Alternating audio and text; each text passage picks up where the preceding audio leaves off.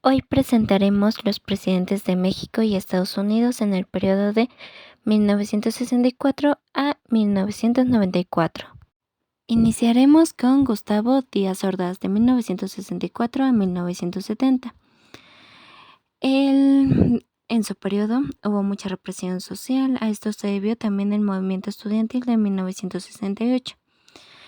En esta fecha tenemos también que se vivió la masacre de Tlatelolco en 1968, recordada hasta hoy en día. Hubo un desarrollo económico para modernizar el país e industrializarlo. Contamos con un crecimiento económico anual promedio del 7%.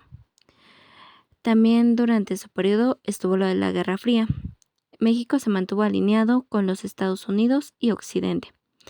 Buscamos también relaciones con América Latina y hubo tensión con Cuba. Seguimos con Lyndon Johnson, que asumió la presidencia tras el asesinato de Kennedy. En 1963, su visión buscaba eliminar la pobreza, la discriminación y la desigualdad en el país. Hubo movimientos por los derechos civiles, él apoyó también el movimiento y firmó varias leyes importantes. Aumentó la división política.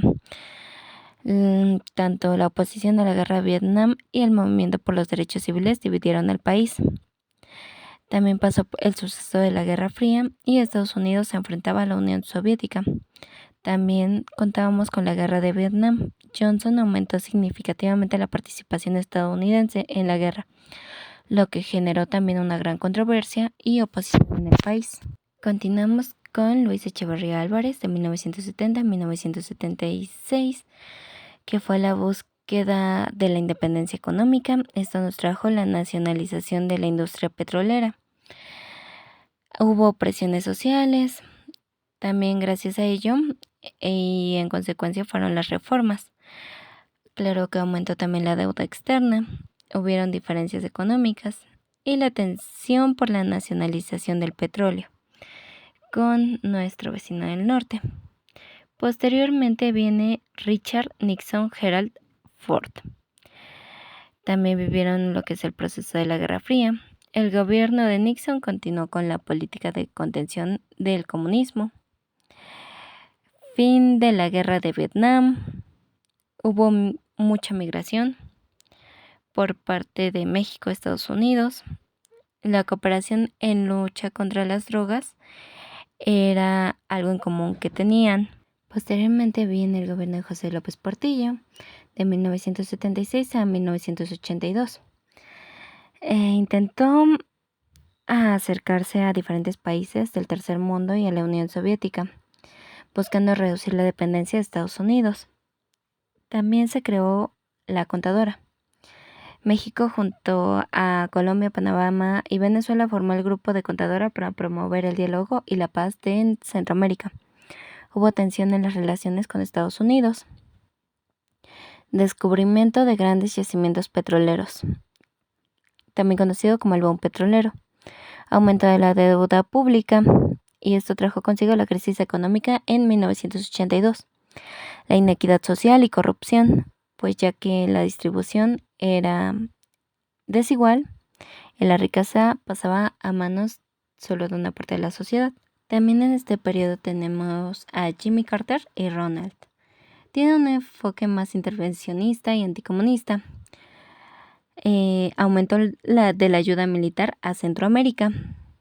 También tiene una iniciativa de la Cuenca del Caribe, pero México no vio grandes beneficios de ella. Presión para adoptar políticas neoliberales, ya que Estados Unidos presiona a México para implementar reformas económicas neoliberales para la apertura comercial y la privatización de empresas estatales. Interés de la migración, ya que la migración mexicana se convirtió en un tema central. Empiezan con lo que es la negociación del Tratado de Libre Comercio de América del Norte, que se concretaría en el sexenio siguiente. Ahora bien, de 1982 a 1988 viene Miguel de la Madrid. Con él tenemos la crisis de la deuda externa y esto causa el Plan Baker. Tenemos a la contadora y Esquipulas. También tenemos inicio de las negociaciones del Tratado de Libre Comercio de América del Norte. hay una estabilización económica, tenemos un avance democrático y también viene el terremoto de 1985. Con él de nuevo tenemos a Ronald, que seguimos con el tema de preocupación por la migración, lucha contra el narcotráfico y aumento de la ayuda militar a Centroamérica, percepción de México como un aliado estratégico y también hay una inversión extranjera en México. Por último tenemos al sexenio de 1988 a 1994 que estuvo Carlos Salinas de Gortari. Él estaba en busca de la modernización económica, el crecimiento económico, la negociación del Tratado de Libre Comercio de América del Norte, aumento en la inversión extranjera y la mayor independencia con Estados Unidos. Por otro lado, en Estados Unidos tenemos a George Bush. Tenemos el fortalecimiento de la cooperación bilateral, la firma del Tratado de Libre Comercio de América del Norte y apoyo a la democracia en Centroamérica. También tenemos la intervención a Panamá. Hay más características en el texto y de mi parte será todo. Gracias.